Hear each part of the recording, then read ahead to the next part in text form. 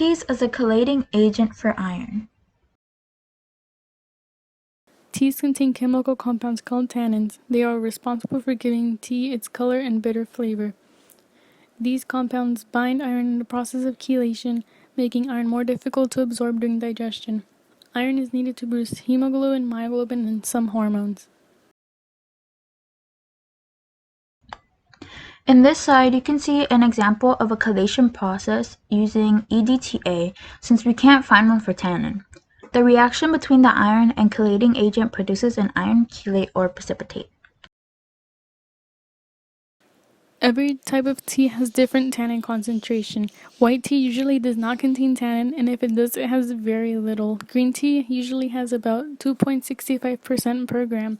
Oolong tea usually has 8.66% of gram, and black tea has 11.76 to 15.14% of concentration per gram. Our project is very significant because tea extracts iron from food. Someone who has low iron or is iron deficient could use this information to prevent themselves from the effects of low iron concentration in the blood. Chelation of iron also provides us more understanding on how the reaction can be used for therapy for those people who have iron overload in their blood. This could be beneficial for someone who has too much iron in their blood. They could start taking these teas with more tannins so that they can extract any unnecessary iron in their diets. Our question is, how does the tannin concentration in each type of tea affect the precipitation of iron in spinach? Our hypothesis is, we think that black tea will produce the most iron precipitate since it is known to have the most amount of tannin concentration percentage per gram. Our independent variables are the different types of tea, which are white tea, green tea, oolong tea, and black tea. Our control group is only the water and spinach. Our dependent is the amount of iron in the food measured as mass of precipitate. And our constants are the 60 milliliters of water, 100 milliliters of spinach juice, and the 6 grams of tea. For this experiment, we used clear cups, mugs, strainer, spinach blender, coffee filters, a scale, black tea, green tea, white tea, and oolong tea. First, we juiced our spinach. Then, we weighed the tea bags to make sure that they all weighed the same. Then, we placed 6 grams of each tea type in 60 milliliters of water and waited for them to cool off.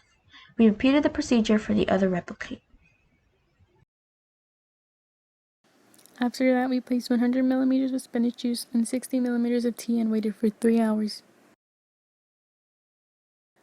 After waiting the 3 hours, we strained the juice and tea mixture using the coffee filters and weighed the iron particles. For safety, we decided to use mugs with handles when making our teas. This chart shows our final data.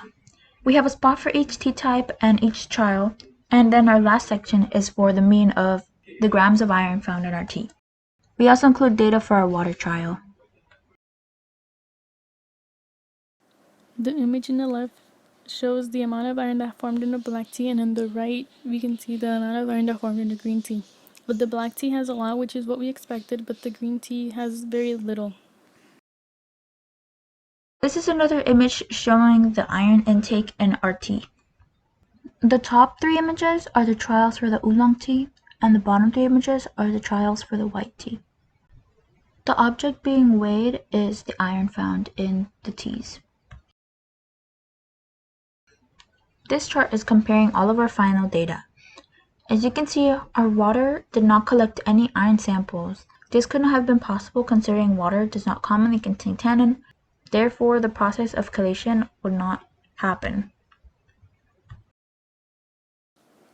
The oolong tea with the spinach juice had the most iron content out of all 4 teas. This isn't surprising since the oolong tea had the second highest amount of tannin concentration. The results from this experiment could be used by someone who has iron deficiency.